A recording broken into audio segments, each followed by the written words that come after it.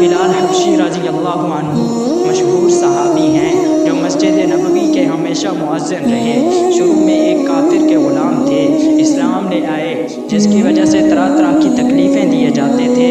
امیہ بن خلف جو مسلمانوں کا سخت دشمن تھا، ان کو سخت گرمی میں دوپہر کے وقت تپتی ہوئی ریت پر سیدھا لٹا کر ان کے سینے پر پتھر کی بڑی چٹان رکھ دیتا تھا تاکہ وہ حرکت نہ کر سکے، اور کہتا تھا کہ یا تو اس حال میں مر جا، اور اگر زندگی چاہتا ہے تو اسلام سے ہٹ جا۔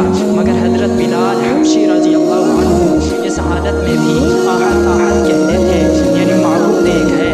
راتوں کو زنجیروں میں باندھ کر کوڑے لگائے جاتے اور اگلے دن ان زخموں کو گرم زمین پر ڈال کر اور زیادہ زخمی کیا جاتا تاکہ بے قرار ہو کر اسلام سے پھر جائیں یا تڑپ تڑپ کر مر جائیں۔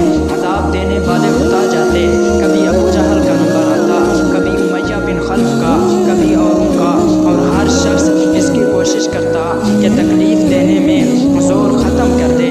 حضرت ابوبکر صدیق رضی اللہ عنہ نے اس حالت میں دیکھا تو ان کو خرید کر آزاد فرمایا۔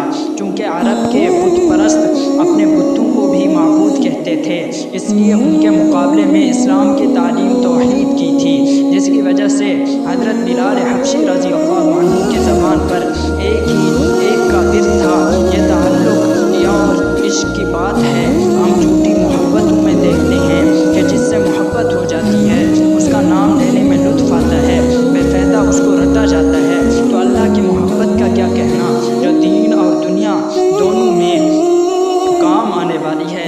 یہی وجہ ہے کہ حضرت بلال حبشی رضی اللہ عنہ کو ہر طرح سے ستایا جاتا، سخت سے سخت تکلیفیں دی جاتی، مگر مکہ کے لڑکوں کے حوالے کر دیا جاتا۔ وہ ان کو گلی کوچوں میں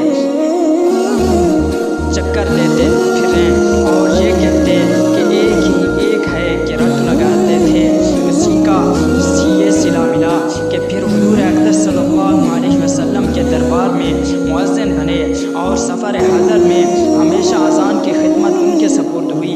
حضور اقدس صلی اللہ علیہ وسلم کے وصال کے بعد مدینہ طیبہ میں رہنا اور حضور اقدس صلی اللہ علیہ وسلم کی جگہ کو خالی دیکھنا مشکل ہو گیا تھا، اس لیے ارادہ کیا کہ اپنی زندگی کے جو دن ہیں جہاد میں گزار دوں، اس لیے جہاد میں شرکت کی نیت سے چل دیے۔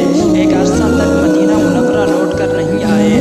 ایک مرتبہ حضور اقدس صلی اللہ علیہ وسلم کی خواب میں زیارت ہوئی۔ حضور اقدس صلی اللہ علیہ وسلم نے فرمایا، بلال یہ کیا ظلم ہے، ہمارے پاس کبھی نہیں آتے۔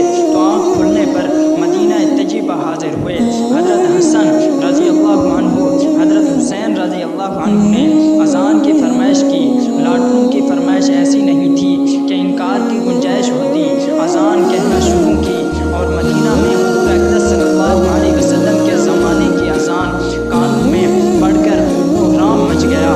عورتیں تک روتی ہوئی گھر سے نکل پڑیں۔ چند روز قیام کے بعد واپس ہوئے اور 20 ہجری کے قریب دمشق میں وصال ہوا۔